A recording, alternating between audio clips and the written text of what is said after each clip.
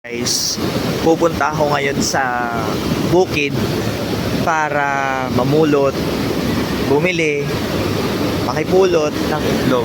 So, yung irrigation namin guys, napakalakas. Kung sadya nakakatakot. So, ngayong araw din, yung unang bagsak ng bagyo. Yung makulimlim na yun. So, it's already 6 o'clock in the morning. Dito sa probinsya ng Pangasinan. So yung lugar namin sa Pangasinan ganito, bukid siya.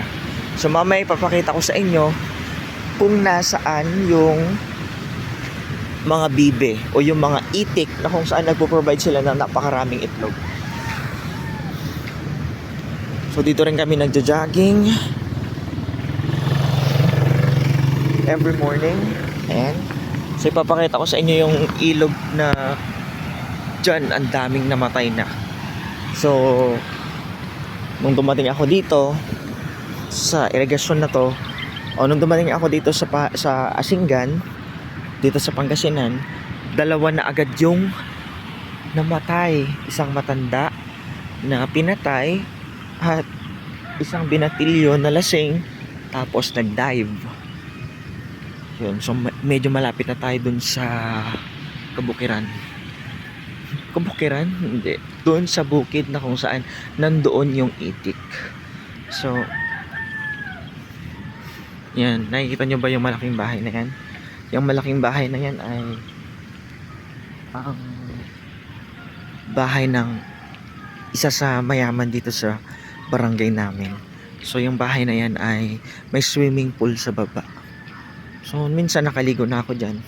Masarap maligo dyan kasi fresh water ang ginagamit nila. Walang halong chlorine, no? Later on, doon na tayo. Mamaya makikita nyo na yung kung gaano karaming itik ang kanilang binabantayan araw-araw. Pero yung itik na ay yung nagbabantay ng itik ay kaibigan natin, si Ate Maureen. So, ito yung pambili natin. Bibili tayo ng itlog ng itik. So, ang itlog ng itik nila is 6 pesos. Tapos, dinadagdagan pa niya. Siyempre, dahil kaibigan natin, dinadagdagan niya yung itlog ng itik na ibinibenta niya sa atin. So, hindi ko lang alam kung nasaan dito yung lugar nila. Na. So mamaya ipapakita ko sa inyo. Teka lang muna. So na. Ito na pala.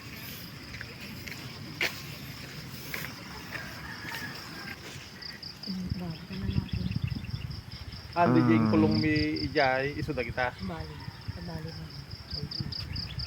Oh, wala na itlog doon. Wala na yung mga itik. Hindi natin naabutan yung mga itik na dinadampot yung mga itlog doon sa bukid. But for now, ipapakita ko sa inyo yung lugar ng Quran o yung pinagkukulangan ng mga itlog o ng mga itik. So dito sila natutulog, dito sila nag-i-stay. So iilan na lang yung itik na natira. Dito sila nangingitlog, te. Oo. Lang galing. Yung ang aga mo sana din nag-experiment ka. So kaya. Ilan na lang yung itik na natira? Dalawa. Ibalaan ka, ladik guys. Pero ito yung mga itlog nila, oh. Fresh from the farm. Sika. Ang sarap. Awanan ato de busy amo Isa lang yan. Tapos nandito pa yung iba. Busy amo de kwan. May iba, oh. Dami. May itik na dalawa. Hello. Sayang din natin naabutan. Dito sila nag-iitlog. Yan, dyan na lang sila paikot-ikot.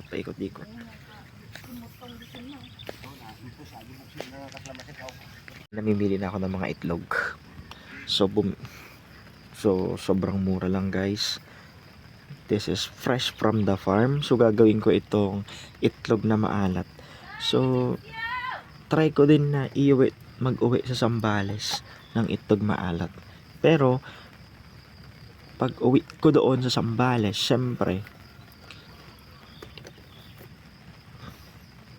pag uwi ko sa Zambales, syempre, magdadala din ako ng hindi fresh. So,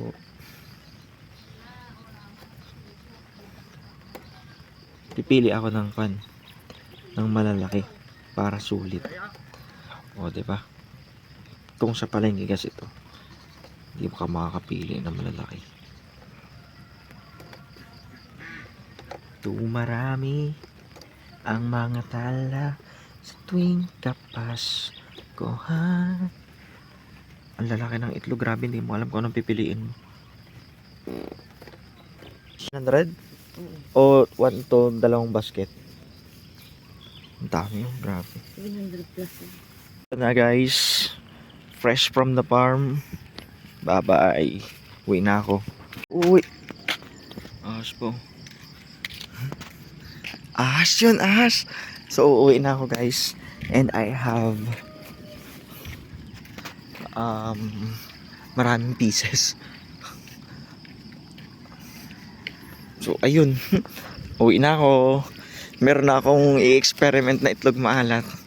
So sa mga nag-aabang dyan, sa mga nag-aabang, mamaya or after a month, pwede siyang lutuin dahil almost prepared na or well done na yung ating itlog maalat. So 1 month or 25 days. Yan. So pauwi na ako, pero nangangalit pa rin ang kalangitan. So maaga pa dito, pero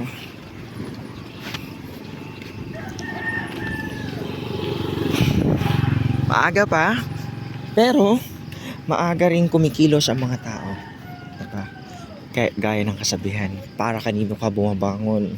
It's not about kape, kundi para sa pamilya, dahil may pangarap ang bawat isa.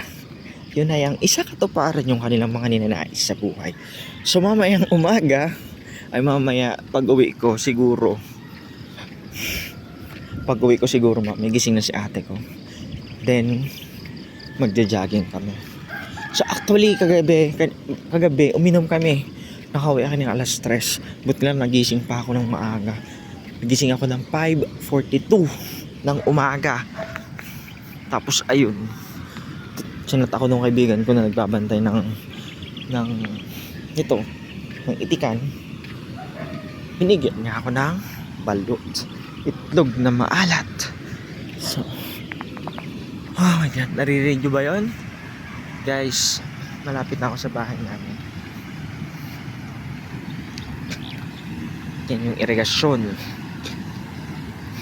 Pero dulo niyan is San Roque Dam, na kung saan yung San Roque Dam dito sa Pangasinan, isa daw yung pinakamalaking dam sa buong Pilipinas. So trivia yun, ha. Dumarami ang mga tala sa tuwing Kapaskuhan. Pero alam nyo ba, nung natuyuan ng tubig o bumaba yung tubig ng irigasyon na to, ang daming mga anong tawag dun sa isda na yun? Matigas, janitor fish, ang dami dyan sa ilalim yan. Ang lalaki pa, grabe. So, ito naman yung bukid namin. Katapos lang galawin. Ayan o, irigasyon. Dati, umaapaw yung tubig niyan. Isang dangkal na lang, napupuno na. Pero never naman umapaw. Di umaapaw pero naglilik lang. So nandito na ako sa bahay namin. Charan! Dala ang itlog na gagawin kong itlog maalat.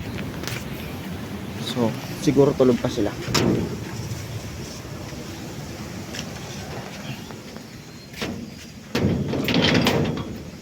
So ilalak ko muna.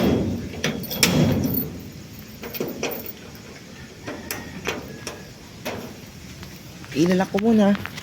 Then mamaya lilinisan ko na to.